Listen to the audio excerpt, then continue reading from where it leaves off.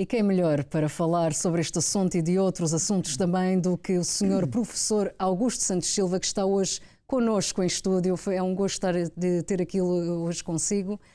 Seja muito bem-vindo. Muito obrigado pelo convite. Sr. Professor, quando diz que vai continuar com o ciclo de governação do PS, o que é que quer dizer com isso? Quer dizer que esta legislatura, que estava prevista terminar só em 2026, foi interrompida em condições absolutamente anómalas. Foi interrompida porque um comunicado do Ministério Público anunciou ao país que ocorria um inquérito-crime no Supremo Tribunal de Justiça contra o Primeiro-Ministro. 3 meses passados não se sabe nada disso.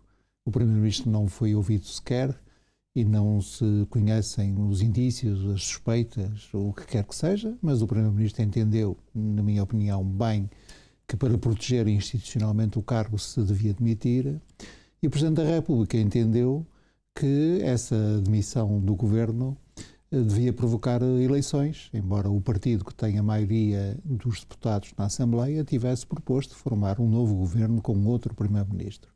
E, portanto, um trabalho que estava em curso foi interrompido. Ora, esse trabalho que se iniciou em 2015, na minha opinião, naturalmente, tem tido resultados muito positivos. O número de empregos aumentou em 1 milhão, há mais de 1 milhão de pessoas empregadas quando nós comparamos os números de 2015 com os de 2023. As contas públicas foram acertadas, a dívida, pela primeira vez em muitos anos, a dívida pública está abaixo dos 100% do PIB, o rendimento das pessoas aumentou, a taxa de abandono escolar diminuiu, nunca como hoje tantos estudantes frequentam o ensino superior e por aí adiante.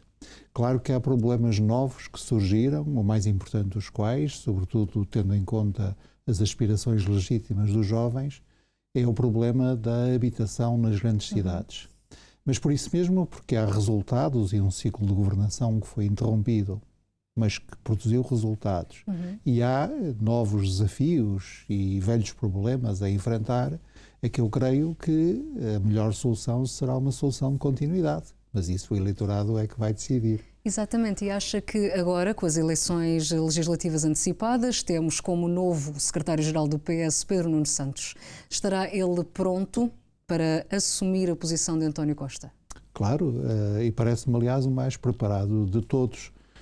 Como sabe, o sistema de partidos em Portugal tem 2 grandes partidos, um no centro-direita e outro no centro-esquerda, e é desses partidos que sai o Primeiro-Ministro, e portanto há aqui também uma disputa democrática, naturalmente, entre o Dr. Pedro Nuno Santos, que tem experiência de governo, foi Ministro, foi Secretário de Estado, foi o responsável, foi o pivô que assegurou a maioria parlamentar de apoio aos diferentes orçamentos no tempo em que o PS governou em minoria, e do outro lado temos o Dr. Luís Montenegro, deputado, há muitos anos, agora não é, mas que não tem nenhuma experiência executiva, nem sequer numa Câmara Municipal, não esteve no governo, foi líder parlamentar no tempo de Passos Coelho, portanto no tempo dos cortes e da Troika, e do ir além da Troika, e da ideia de que o país tinha que empobrecer. E portanto, eu acho que nessa disputa, Pedro Nuno Santos de longe é o que está mais bem preparado. Ainda assim, as últimas sondagens dizem que a AD está à frente. Mas sabe que as sondagens em 2022, na última semana, davam a derrota do PS na exata eleição em que o PS teve maioria absoluta. Repito, davam o PS, segundo as sondagens, ia perder, e no dia da votação então, não só não dia perdeu, 10 de março como tudo teve maioria acontecer. absoluta. Eu sou sociólogo profissional e, portanto, não desvalorizo as sondagens, mas também não dou às sondagens o valor que elas não têm. Sabe que é muito importante, sobretudo para as pessoas que têm, enfim, a experiência técnica que eu tenho, olhar não só para os resultados, mas olhar para a percentagem de pessoas que responde às sondagens. E as últimas publicadas mostram que há, hoje em dia, enorme, grande, o número de pessoas que nem sequer respondem. Depois há, segundo as sondagens, 1/4 a 1/5 de indecisos. A campanha eleitoral começou no domingo. Portanto, este é o tempo, tipicamente, em que os políticos, designadamente os políticos com sentido democrático e de Estado, devem ser humildes. Nós trabalhamos nos anos, uns no governo, outros na oposição, quer no governo, quer na oposição, todos nós servimos o país, todos nós fomos patriotas, mas agora é tempo de pedir humildemente o voto às pessoas, de falar com as pessoas, de tentar mobilizar as pessoas e aguardar também serena e tranquilamente o veredito das pessoas, porque isso é uma das grandes belezas da democracia. No fim, quem decide é cada um de nós com o seu voto, de forma tranquila, pacífica. Os votos são somados, quem o povo disser que deve governar, há de governar. Não falaram diretamente com as pessoas, mas houve em poucos dias debates. No entanto, face também à sondagem da CNN Portugal, que foi um dos canais que fez os debates, Pedro Nuno Santos aparece em 6º lugar. Qual é a opinião do partido? Não, o partido não tem opinião sobre debates e sondagens. Na minha opinião, Pedro Nuno Santos fez uma série de debates muito importantes, que foram vistos por milhões de pessoas e teve boas prestações nesses debates. Nós, o PS, teve 2.300.000 votos em janeiro de 2022. Quando estará agora é uma coisa que nós só saberemos em 10 de março. E, portanto, cada um defende as suas ideias, cada um apresenta as suas propostas, cada um apresenta os seus programas e, no fim, o eleitorado decidirá. Mas acha que Pedro Nuno Santos não conseguiu passar a mensagem correta? Porquê que dentro de Luís Montenegro, André Ventura, Mariana Mortágua, saiu por trás desses candidatos? Não, mas eu peço imensa desculpa, mas acho que a senhora está a incorrer num erro, que é sobrevalorizar uma sondagem, estudo de opinião, o que quer que tenha sido, que é apenas um indicador e está muito longe de ser o indicador relevante, no meu ponto de vista. O que importa é saber o que é que cada um se propõe fazer. O PS propôs, aliás, um conjunto de medidas, todas execuíveis e bastante prudentes, com base num cenário macroeconómico, isto é, numa perspectiva, numa antecipação do que será o crescimento da nossa economia no futuro próximo, que está em linha com as previsões quer do governo, quer das organizações internacionais, europeias e internacionais.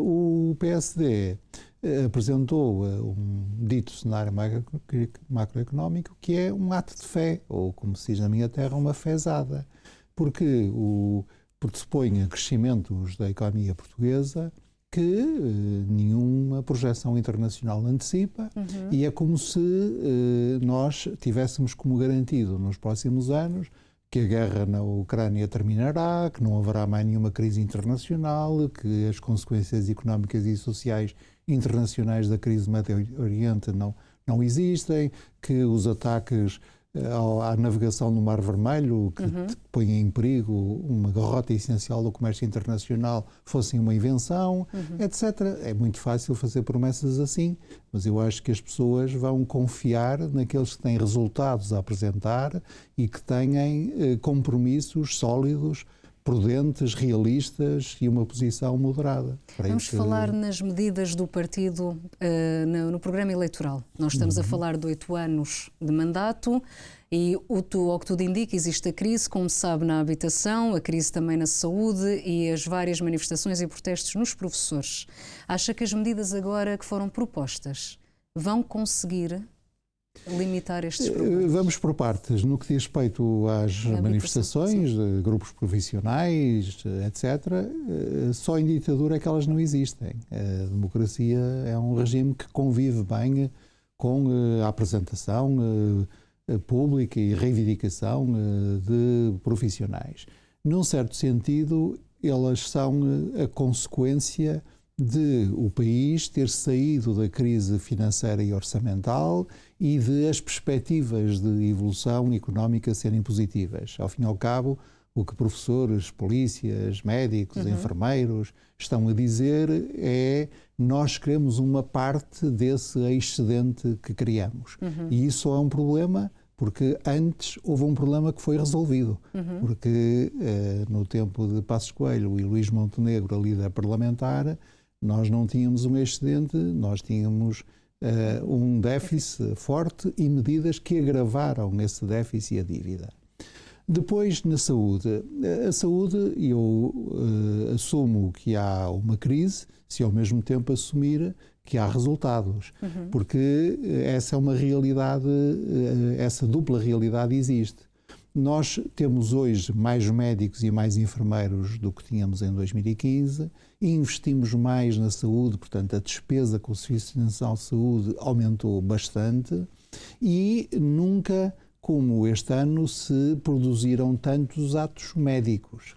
Ao mesmo tempo, as necessidades de saúde vão crescendo, em parte por boas razões, porque nós vamos aumentando a nossa esperança de vida, porque cada vez mais há medicamentos e tratamentos muito eficazes contra doenças que há pouco eram consideradas incuráveis. Ora, esses tratamentos e esses medicamentos são bastante caros e, portanto, há uma pressão financeira sobre o Serviço Nacional de Saúde e havia problemas de gestão muito complicados nos hospitais portugueses. Mas agarrando este tema da saúde, há 1 milhão de portugueses que não têm médico de família. Como é que... Estatisticamente até há mais 1,5 milhão por aí.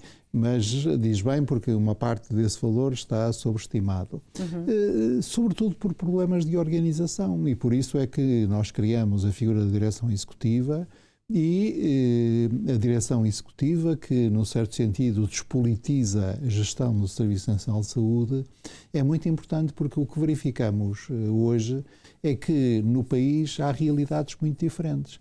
Na minha cidade, na cidade de onde eu sou natural e onde eu vivo, o Porto, não há problemas de organização dos hospitais. As pessoas têm um nível de serviço e uma rapidez de atendimento que não se compara com os problemas que se verifica, por exemplo, aqui na Grande Lisboa. E é preciso, portanto, olhar para o que uns fazem e os outros não fazem, e aplicar nos sítios em que não são usados os métodos de gestão que resultam esses métodos. E, portanto, esse trabalho tem que se fazer. Reconheço, para responder totalmente e com toda a sinceridade à sua pergunta, reconheço que há hoje um problema grave de habitação, sobretudo para os mais novos e sobretudo para as cidades. Isso tem uma razão estrutural. Durante muito tempo o país, aproveitando e bem o baixo nível de taxas de juro, teve como sua política principal de habitação o apoio à aquisição de casa própria e, portanto, as famílias portuguesas têm hoje um nível de património imobiliário que compara bastante bem com os nossos parceiros europeus, mas com a nova mobilidade que há, o mercado de arrendamento tem que responder melhor. Mas também aí o PS fez diferença, porque nós estamos a dizer hoje, e bem, que há menos casas no mercado, na oferta, menos casas disponíveis para arrendamento do que aquelas que são necessárias. E que o investimento público na habitação, portanto o investimento em habitação pública, não só habitação social, mas habitação acessível às classes médias, não é bastante. Mas antes de 2015 pura e simplesmente não existia. E agora há casas que estão a ser feitas, há focos que estão a ser construídos, há programas que estão em curso. Então o programa habitacional, o Mais Habitação, irá responder à crise da habitação? Irá responder certamente à crise da habitação. Se a sua pergunta vai solucionar o problema da habitação, a minha resposta, com toda a franqueza, e esse é um ponto que nós não sabemos, porque a crise da habitação não é um exclusivo de Lisboa. Sim. Existe em Lisboa, existe em Amsterdão, existe em Berlim, existe em São Paulo, ainda agora vim de Rio de Janeiro, de São Paulo, Campinas, de Santos, de Toronto. Em nenhum destes sítios me disseram nós não temos nenhum problema com a habitação na cidade. Nós temos em Portugal também uma assimetria entre as zonas de grande densidade habitacional e os territórios de baixa densidade, que também é um problema estrutural nosso, e, portanto, devemos focar-nos nesses grandes problemas e responder a esta pergunta: quem está em melhores condições, quem tem as propostas mais realistas, quem tem a experiência executiva necessária para responder a estes problemas. E será que aqui o problema é mesmo, pode como adivinhar diziam, qual é a minha resposta a esta pergunta? quando diziam nos meses anteriores que aqui o problema é que não existe um parque habitacional público robusto? É mesmo esse o problema da habitação em Portugal? É uma das dimensões. Por isso é que o programa Mais Habitação é um programa que se dirige a vários segmentos. Eu ia dizer dispara em várias direções, mas evidentemente dispara aqui no sentido figurado. Porquê? Porque ao mesmo tempo, no coração de cidades como Lisboa, no Porto, houve nos últimos anos um processo de revitalização muito importante associado ao turismo. Isso teve consequências muito positivas, mas teve um lado também negativo, que é o lado da transformação de casas para habitação em alojamentos para turismo. E isso desertifica o centro das cidades dos seus habitantes permanentes, encareceu os arrendamentos. Segundo a dimensão, Portugal é hoje um país que está na moda, quer do ponto de vista do turismo, quer do ponto de vista da residência de reformados, etc. Isso fez com que a apetência de estrangeiros pela compra de habitação, por exemplo, em Lisboa, aumentou muito. Isso é um facto positivo, a nossa capacidade de atração é muito positiva e, como sabe, nós não discriminamos em Portugal pessoas em função da sua nacionalidade, mas também contribuiu para uma alta de preços. Nós temos um mercado de arrendamento que é um bocadinho, não queria dizer esquizofrénico, mas é dual, porque para aqueles que têm habitações arrendadas antes de 1990 ou que têm mais de 65 anos, há uma grande proteção das rendas, mas para os outros que entraram com contratos posteriores, há uma grande desproteção do inquilino. E, portanto, é preciso calibrar estes diferentes interesses. E basta ver esta pequeníssima avaliação que eu fiz para ter a ideia de que a última forma de resolver esses problemas é através de demagogia, como é de partidos que dizem liberaliza-se o mercado e o mercado resolverá por si, ou de partidos que dizem não só precisamos de habitação pública. Não, precisamos de política que combine tudo isto. E por isso é que, na minha opinião, a posição moderada de centro-esquerda, com preocupações sociais, mas com a consciência de que a economia tem de crescer, que é típica do PS, me parece ser, humildemente, a posição mais favorável, mais realista, mais necessária. O senhor professor é presidente da Assembleia da República e também é cabeça de lista para o Círculo Fora da Europa pelo Partido Socialista. Já José Cesário é pela Aliança Democrática nas próximas legislativas. O presidente da Assembleia da República repete a candidatura. O antigo secretário de Estado das Comunidades Portuguesas volta a ser candidato. José Cesário e Augusto Santos Silva são cabeças de lista para o Círculo Fora da Europa pela Aliança Democrática e pelo Partido Socialista. Saliente-se que o último presidente da Assembleia da República está a repetir a candidatura, enquanto José Cesário volta a ser candidato depois de ter sido eleito pelo Círculo várias vezes. Já o Chega escolheu para este círculo o único candidato imigrante residente na diáspora. Recorde-se que a confirmação aconteceu após Malô de Abreu, ex-deputado do PSD, ter desistido da candidatura pelo Chega. Segundo a Lusa, o Partido Iniciativa Liberal conta com Teresa Vaz Antunes para ser cabeça de lista por Fora da Europa. O CDU apresentou Ana Oliveira. No caso do Bloco de Esquerda, o cabeça de lista para este círculo é Miguel Heleno. O PAN apresenta Nelson Abreu e o Partido Livre, Nurim Milzan. Saliente-se que, segundo a Lusa, estão inscritos 609.345 eleitores para o Círculo Fora da Europa. Note-se que, segundo a última sondagem da Universidade Católica para o Jornal Público e para a RTP, a Aliança Democrática conta com 35% da intenção de votos, contra 29% para o Partido Socialista. Refira-se que o valor já conta com a distribuição de 17% dos indecisos. O Partido Chega continua como a terceira força política nas intenções de voto, com 17%. A Iniciativa Liberal conta com 6%. O Partido Livre cresceu para 3% à frente do CDU e do PAN. Senhor professor, por que uma nova candidatura?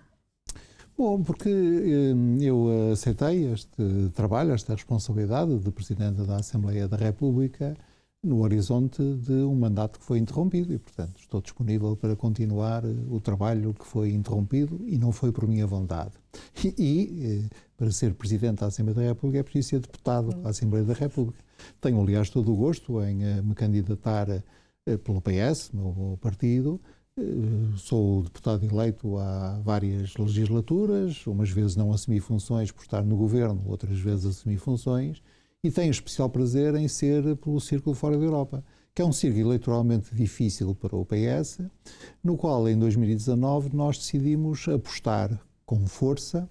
Eu fui o primeiro-ministro dos Negócios Estrangeiros e, portanto, responsável pela política das comunidades, que se deu ao incómodo, permita-me falar assim, de se sujeitar ao escrutínio daqueles a quem a política para as comunidades é dirigida, os portugueses que vivem no estrangeiro. Nunca antes um ministro dos estrangeiros... E porquê que diz que se decidiu?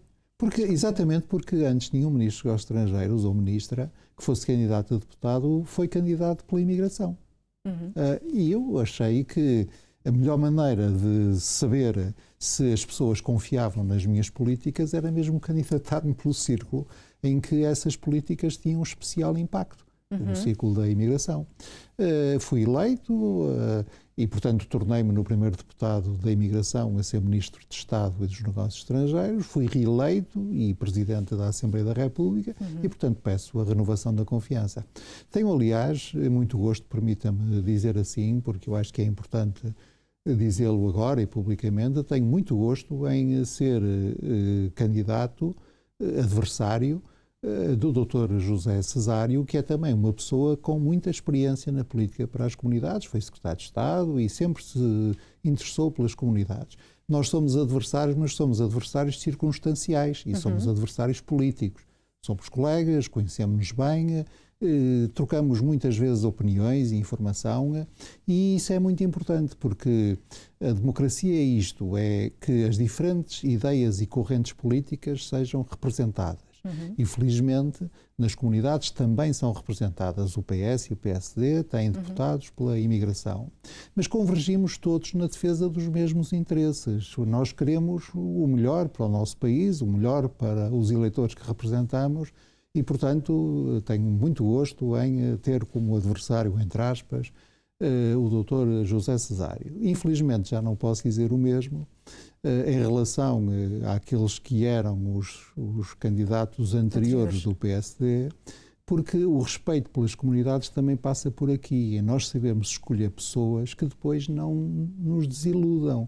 Não entrem no partido X, depois passem para o partido Y, depois se candidatem e deixam de se candidatar, etc, etc, etc. Não são ideias fixas. As comunidades merecem respeito. E, na minha modesta opinião, o facto de o PS apresentar como candidato pelo Círculo Fora da Europa, cabeça de lista, o número 2 do governo em 2019, o Ministro de Estado em 2022, agora o Presidente da Assembleia da República, representam o máximo respeito que nós podíamos ter pelos eleitores que vivem no estrangeiro. Cabe a eles saber se querem ou não renovar a confiança, mas da nossa parte nós fizemos o máximo que podíamos fazer, que é apresentar uma pessoa cuja qualidade política, cuja qualidade intelectual e cuja estatura moral ninguém se atreve a contestar. Para fechar, Sr. Professor, uma pergunta que temos feito aos vários partidos, porque por aqui passaram, porquê que os portugueses devem votar no Partido Socialista? Em primeiro lugar, os portugueses devem votar. Há uma hierarquia nas coisas.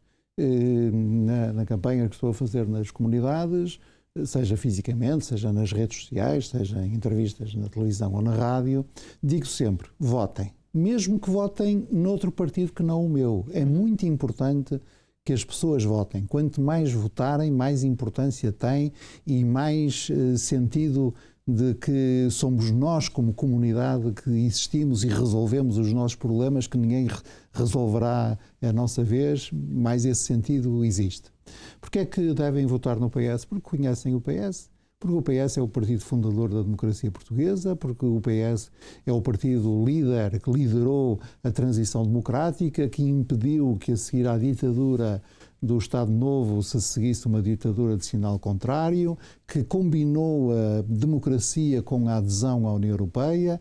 É um partido moderado, é um partido progressista, é um partido de centro-esquerda, é um partido com preocupações sociais claras, é o partido fundador do Serviço Nacional de Saúde e é o partido que fez avançar também a política para as comunidades. E acha que os portugueses têm confiança no PS? Sim, claro que têm.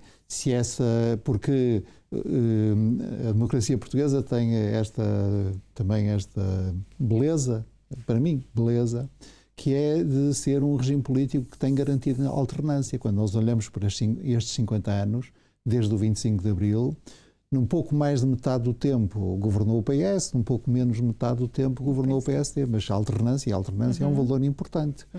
Agora, mesmo quando o PS perde, o PS tem sempre milhões de pessoas a confiar nele, como ao PSD acontece. E é muito importante que o debate continue a ser liderado por forças do centro-direita ou centro-esquerda.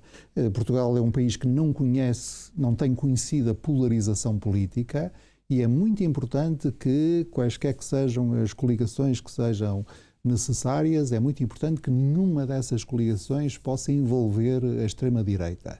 E com toda a franqueza, neste momento, só há um partido dos partidos que podem liderar o governo que dá a garantia que com ele não há extrema-direita a apoiar, que é o PS.